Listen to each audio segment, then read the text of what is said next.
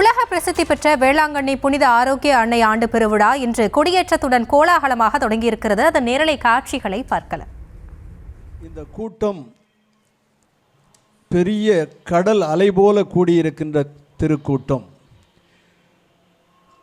வேளாங்கண்ணியின் ஞான கிழவியையும் ஞான குழவியையும் தாங்கிய கொடி பவனியாக வந்து கொண்டிருக்கின்றது. இதை காண ஒவ்வொருவருக்கும் கண்கோடி வேண்டுமென்றாலும் கோடிக்கணக்கான கண்கள் பார்த்து கொண்டிருக்கின்றன. இரு செவியிலும் பகர்சை என்பது போல நம் இரு விழிகளாலும் இரு செவிகளாலும் இங்கு நடப்பதை பார்த்து மகிழ்ச்சி அடைந்து கொண்டிருக்கின்றோம். அகஸ்தீனார் என்ற புனிதர் சொல்லுவது போல இங்கு இரவு என்றும் பகல் என்றும் இல்லை. No succession of days in a shrine மெல்யூ என்று சொல்லுவார். அதுபோல மக்கள் ஒவ்வொரு நாளும் திருவிழா கோலத்தில் இருக்கிறார்கள்.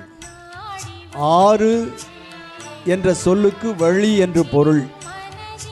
ஒரு முறை ஓடி தனக்கென வழி உண்டாக்கிவிட்ட நீர்ப்பெருக்கு முற்றிலுமாக நின்றுவிட்டாலும் ஓடிய பாதை ஆறாக நிலைத்து நிற்பது போல இங்கு தோன்றிய மரியாவின் இந்த அருள் திருத்தலம் அருள் ஆறாக தன் பாதையை நிலைநிறுத்தி உள்ளது. அடியார்கள் வானில் அரசாள்வர் ஆணை நமதே என்கிறது தமிழ் பக்தி இலக்கியம்.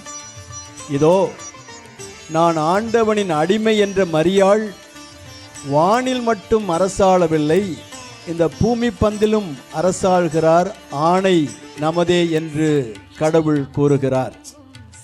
இதற்கு சான்று இங்கு குழுமி இருக்கும் பக்தர்கள் கூட்டம்.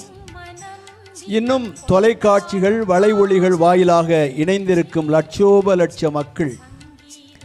இதை கணித்தால் இந்த ஆணை நமதே என்பது நமக்கு புலப்படும். கவிஞர் மீராதான் ஒரு முறை சித்திரை திருவிழாவை பற்றி இப்படி சொல்லுவார்: கூட்டம் கூட்டம் கூட்டம் கூட்டம் பார்க்க கூட்டம், எங்கு பார்த்தாலும் கூட்டம் என்று. இங்கும் எங்கு பார்த்தாலும் கூட்டம். கூட்டம் பார்ப்பதற்காக வந்த கூட்டம் அல்ல இது. ஜனரஞ்சக நாயகியை காண, அந்த இயேசுவின் சுந்தரியை காண வந்த கூட்டம். சூரியனில் இரவு இல்லை, பறவைகள் அழுததில்லை.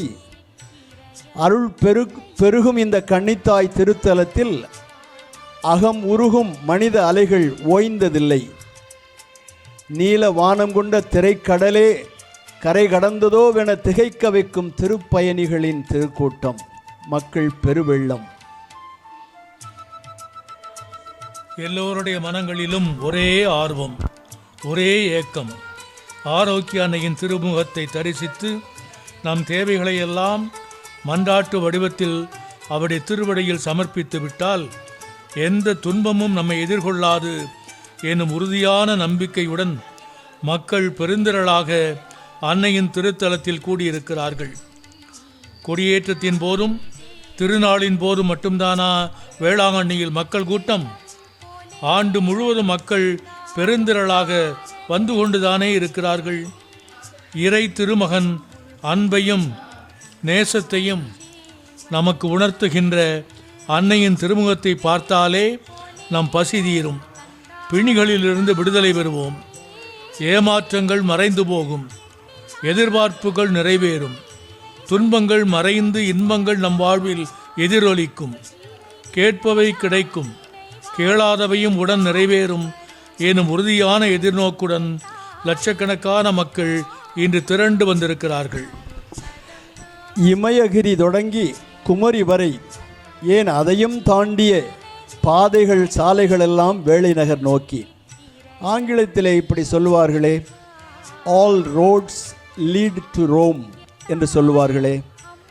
எது எப்படியோ இலக்கு அடைய வேண்டுமென்றால் எதுவும் சரிதான் என்பது அதன் பொருள்.